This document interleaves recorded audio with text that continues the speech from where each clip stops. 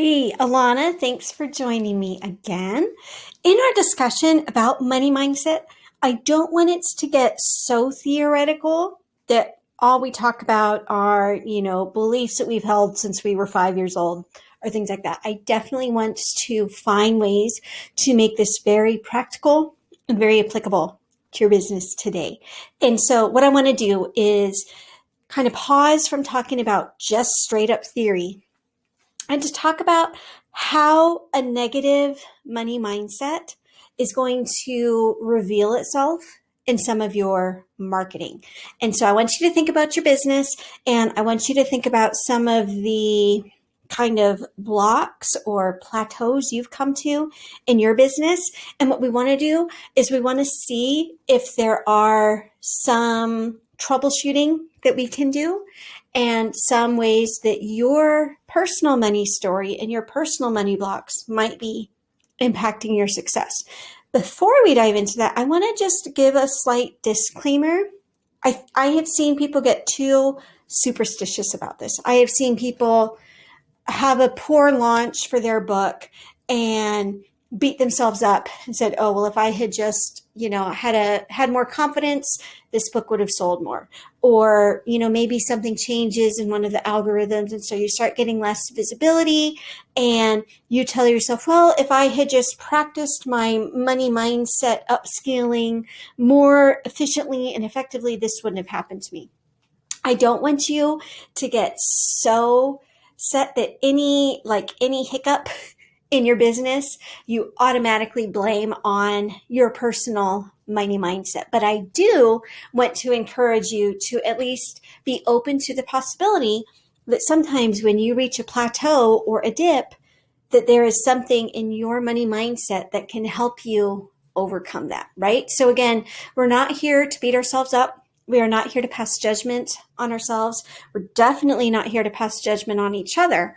But sometimes looking at these hiccups and dips that we might experience in our businesses and to question whether an improved mindset can help pull you out of that rut is better than just looking at every dip and saying, oh, well, I did this to myself, right? We don't want to overblame ourselves, and we don't want to overblame circumstances, right? Because when you blame your circumstances, you become such a defeated victim. This is a person who says, oh, well, Amazon never wants to show my books, or my audience just isn't interested in what I create, or, oh, it's too hard to sell on this topic to these people, so I just can't do it, right? Don't blame everything on your audience or the algorithms or anything like that. That's one extreme to avoid. And the other extreme to avoid, like I said, is saying that every single hiccup that comes to your business, don't blame yourself that, had you just worked on X, Y, or Z more, sometimes things just come. So that disclaimer out of the way, let's talk about how certain mindset pitfalls or money blocks might be sabotaging your marketing. I think the easiest one for me to identify is when people talk about their book or their offering online. It's a very newbie mistake, but it's really, really clear when an author or a course creator, anybody who's trying to sell something online, jumps on Facebook and they say something like, I'm really excited to tell you about, and then they go ahead and tell you about. Anytime you're starting your copy with I, and again, this isn't a rule, this isn't something you need to get hung up on. It's not serving your specific audience, right? We want to know what are they going to get from your book? What are they going to get from your course or your product or whatever it is that you're offering? You want it to be about them. And so I think we can all picture the person who talks about what they have created with so much insecurity that you feel almost vicariously embarrassed for them, right? It's a person who says, I published a book last week. If you feel like reading it, I'm going to go ahead and give you the link, but don't feel any pressure. This is only for if you want to read it. Do you hear how defeated that sounds? So if you have a defeated attitude about money, about earning, about what you create, it's going to come out in your copy about what you're writing. Similarly, this is a hang up a lot of people experience. They don't want to come across as salesy, right? You don't want to be the person who's just saying, buy my book, buy my course, buy what I made. And so you'll talk about it, but you won't end with a strong call to action because you're scared of coming across as salesy. Here is a really good mindset shift.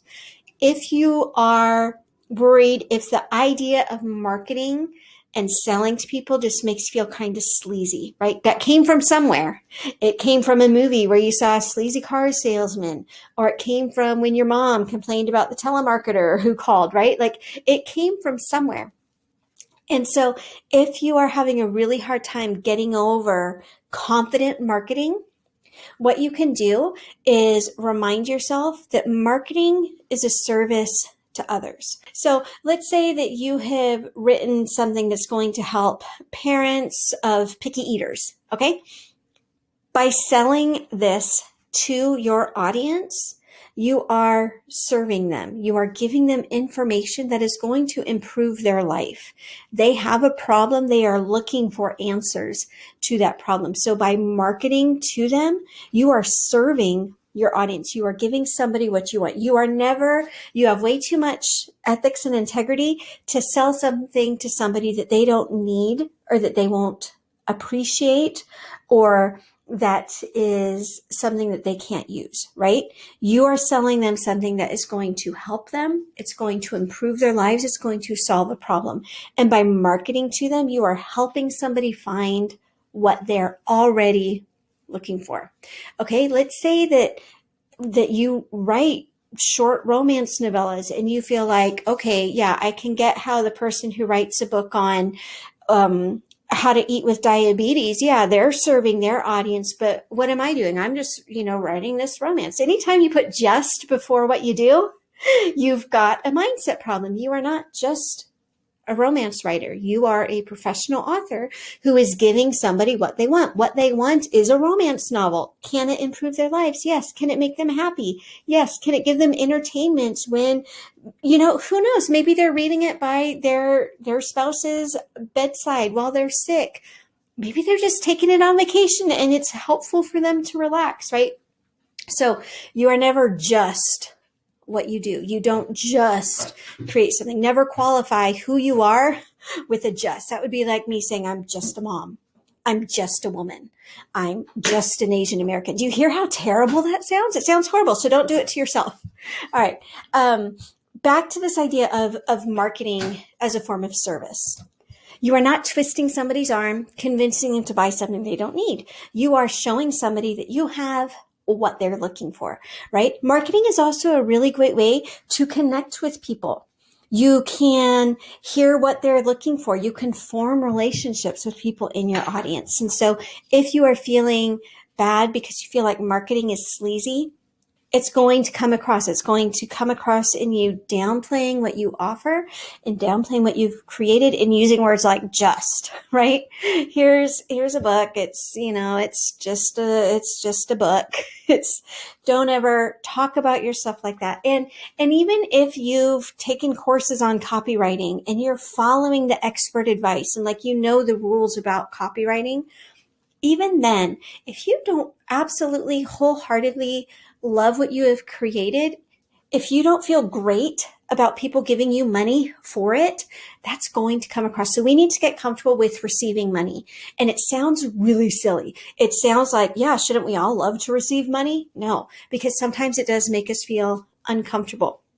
And so we need to work on being okay with being paid for what we create. This becomes a big hang up for a lot of authors and a lot of artists, right? We're okay paying a doctor to cure our diabetes. We're okay paying a tutor to teach our kids. We're okay paying a plumber to fix our pipes, but I don't want to ask for somebody to pay $2 for a book I wrote, right? Like those can be some of the hangups because we don't want to be seen as greedy. We have this notion, again, it all goes back to our money stories. Do you have a money story about the struggling artist? And is that what you see is the epitome of true art? Yeah, there were some struggling artists. Like we talk about Van Gogh in the art community and the creative community, because I believe, if I'm correct, like he sold one or two paintings in his lifetime and that was it. He died thinking he was an artistic failure. And now he's like easily top 10 most famous, most revered painters of all time. But that's not the only way to be a successful artist. And some of us have that hang up in our mind. We've got the hang up that we can either have commercial success or artistic success. And again, I just want to open your minds to being either or. So if you're struggling in that area, find people who are doing what you want to do and making a great killing and who are really good at it. And that is the picture that you can hold up of somebody who does great art and creates great art and they make money from it. There are always going to be people who will be examples of other stories. You will always find examples of starving artists and struggling artists, but go ahead and find yourself examples of successful, like commercially successful artists who are so great at their art. And that will help reframe the story that you might be telling yourself, that you either can be a commercial success or an artistic success, right? So these are all ways that when we've got the wrong money mindset comes off in the way we market. We come off as timid or as unconfident. If you're doing something in the nonfiction world, you might not want to come across as an expert. You might have a hang up because you don't think that it's right to call yourself an expert. You think that it's wrong to brag about your expertise. Okay, remember, it's not about you. It's about the people you want to serve. And so let's say you're looking for a pediatrician for your kid. You want a pediatrician with experience, right? You're not going to be angry at the pediatrician who lists their experience on their website because it helps you find the best of the best. And so again, the more we can work on our confidence level, the more we can work on these blocks and these hangups, the more confident we are going to appear when we market what we have created.